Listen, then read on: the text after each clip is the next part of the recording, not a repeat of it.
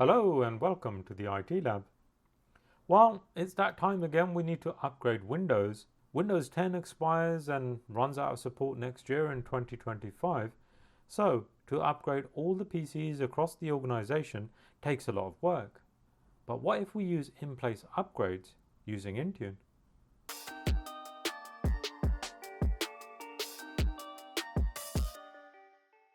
Let's take a look at the objectives of this lab. We're going to target the Windows 10 devices that we have in Intune. We're going to generate a report so we can figure out which devices can be upgraded. We're going to actually perform the in-place upgrade using Intune for the suitable devices that we found. Lastly, we're going to keep a keen eye on the devices that are being upgraded so we can figure out which ones have been upgraded and which ones are having problems. And this is really important if you have a large organization with thousands of computers.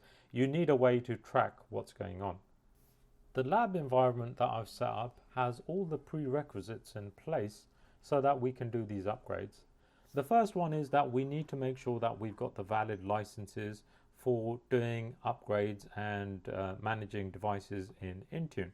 So as you can see, I've got the Microsoft 365 E5 license, and this includes Intune, Entra Premium, and Windows 10 and 11.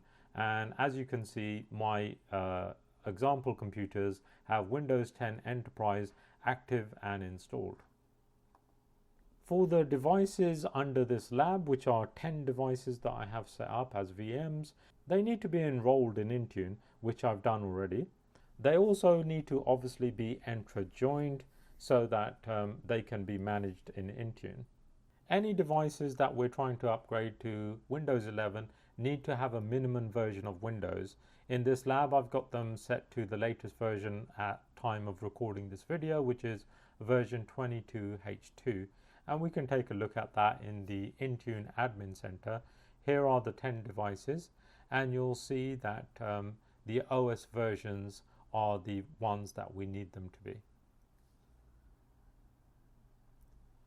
And if I go into Windows Updates, if any of my PCs weren't to the correct version, this is how I managed to get them right, is to have the update rings set up within Intune.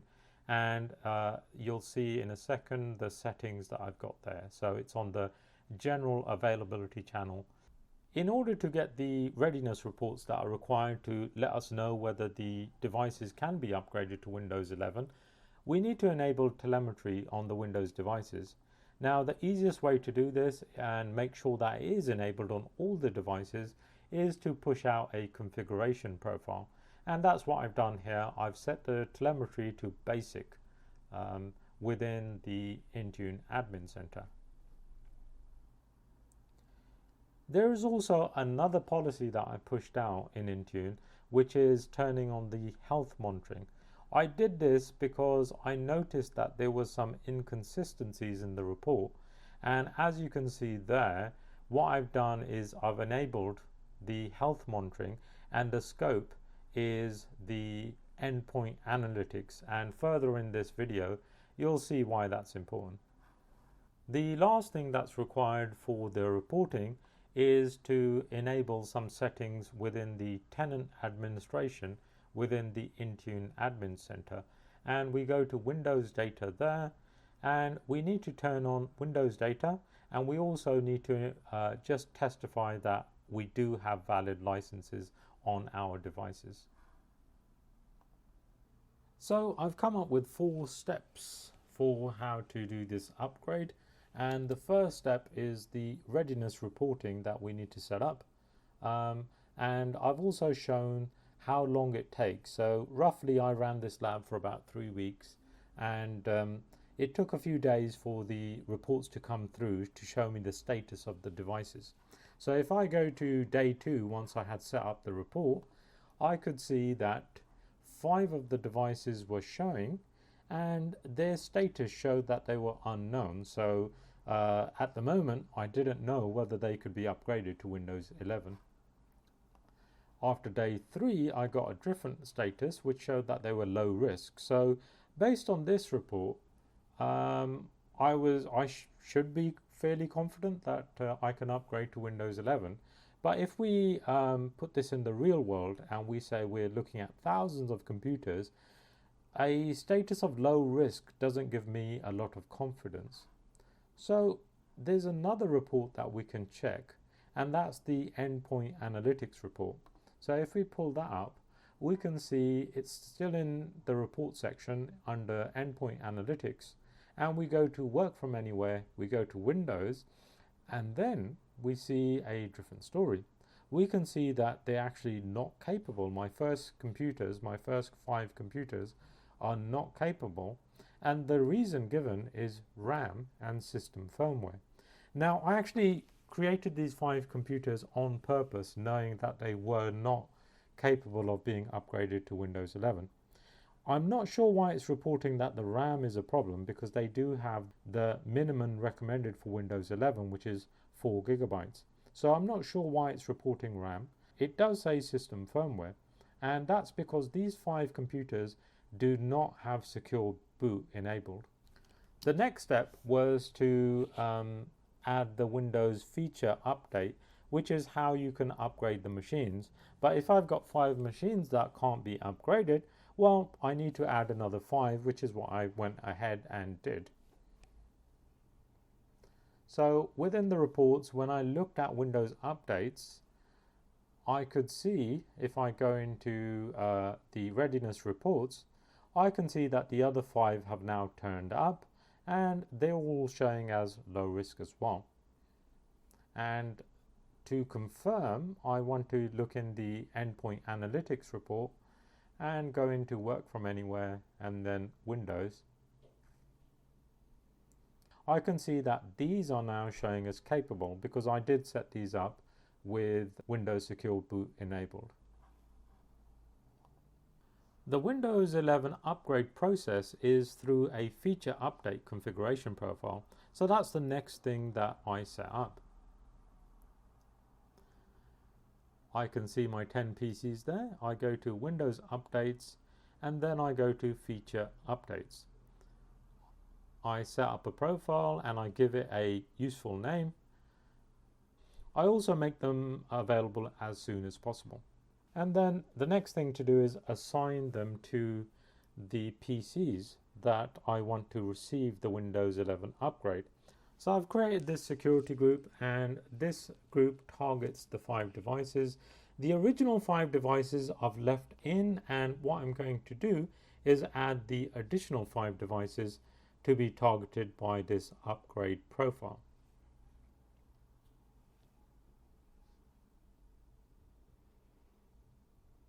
Okay, so we're good to go on this.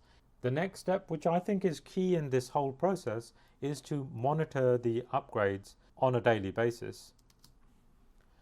So after day 2, I could see that the first 5 are showing that they're being offered the upgrade. Now I know these are not upgradable because they don't have secure boot turned on, but I thought I'd leave them in as a controlled test. After 3 days, I could see that apparently the install is taking place according to the reports. After 7 days, I could see that, okay, the remaining 5 are now showing up, and I can see that some of the installs are either offering or pending. After day 8, I could see that all 10 PCs are now installing, and I could see the status of the downloads as well. One thing to note is that the first 5 PCs have been running longer than the new 5 PCs, yet they're still showing as download start, and the new 5 PCs are showing as download complete. I looked into the first 5 PCs and I could see what was going on. It shows that the download is pending, but also shows that Windows ran into a problem. And the problem obviously is that they don't have secure boot enabled, and so Windows 11 is not supported. Don't go just by the reports. So we look on day 10 and we see that the new 5 PCs are showing that they are installing. One has successfully installed, so we can see that in the chart there as well. and the others are in progress. The reason for this one is because they're all actually waiting for a reboot, and this one here, PC06, I rebooted manually just to test it, and that's why it's showing as successful. The other ones, I thought, well, what's the end user experience on this? So I looked at one of the PCs and I could clearly see what was going on. So I can see the upgrade is pending, and that's version 24H2, and I can see it's going to reboot automatically at 3 o'clock in the morning, which is a standard time that's set in Windows. So I left them running overnight. The last step is to verify that the upgrade's taken place. Now again, I'm only doing this with 10 PCs. I can imagine doing this across an organization that has thousands of computers, so we need to make sure that the upgrades have taken place. And if we look in the reports now, we can see in the devices view that they have jumped to the newest version according to what the OS is reporting back to Intune. So that's a good sign. And then we can go into the reporting section.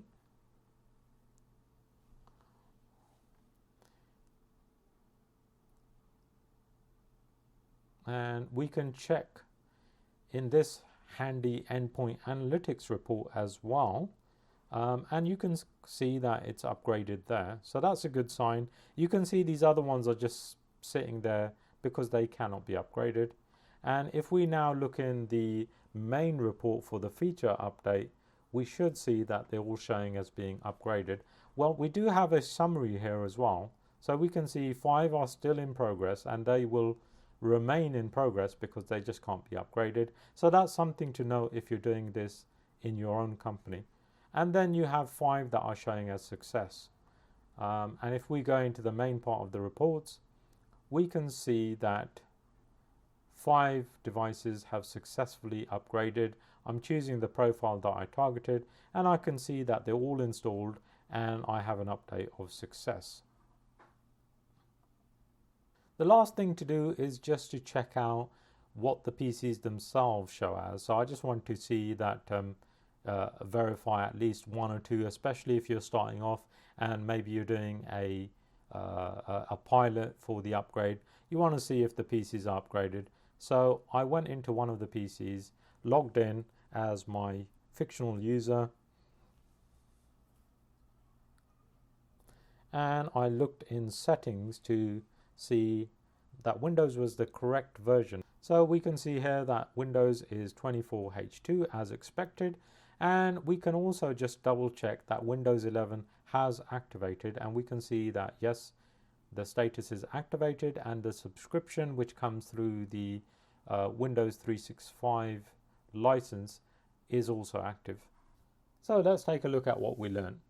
I would say after running this lab, I would recommend that you upgrade in phases. So maybe you do it by department, you do it by small groups, and that way it's easier to just keep an eye on the upgrade process within the reports, and also just to mitigate that some of the reporting may be a bit slow, or it may actually be incorrect because, for example, the first 5 pieces are still actually showing as installing the upgrade. I would recommend to inform end users, so let them know that the upgrade is going to be coming across, but also to maybe recommend that they leave their computers on overnight so the upgrade happens automatically with a reboot at 3 o'clock in the morning.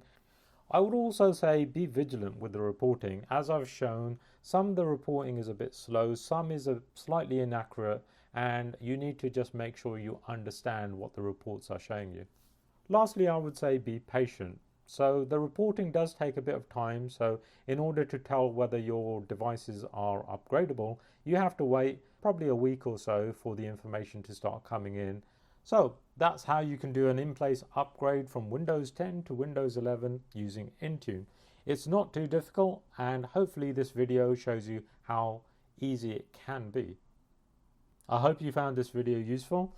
If you did, please like, subscribe, and let me know in the comments what you thought of this video, and maybe if you've got any ideas for future videos. I'll see you in the next video.